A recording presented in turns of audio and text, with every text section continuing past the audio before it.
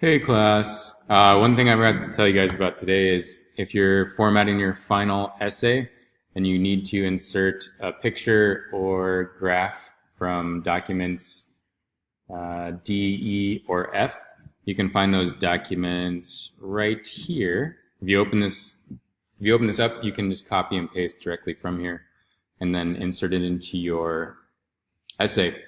For example, this student is going to use, this is the graph from document F.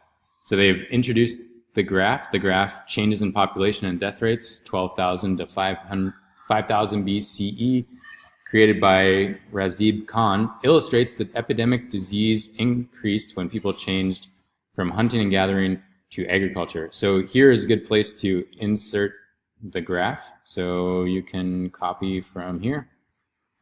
It's this graph, document, oh, actually this is document F. Whoops, I'll fix that. Here's document F.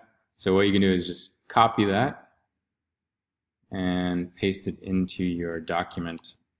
Okay, so if you want to change the size of it, that's fine. Another thing that might look nice is if you wrap the text like that and then make it actually fit into your essay. All right, so that's how it should be done. This student did a nice job of citing the source, so this can become a citation in your Works Cited page. And I think that's pretty much it. Here's another example. If I wanted to add maybe a graph here, this one's not cited or anything, but just giving you an example. Maybe this is part of your evidence, so copy that, paste it into your article, and then if you're fine with it there, that's good.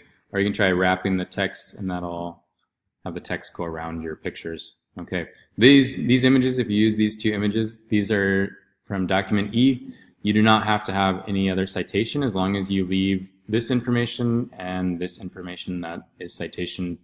The citation's already there. Okay, let me know if you have questions. Good luck on your final essay draft, and I look forward to seeing those when they're due on Sunday.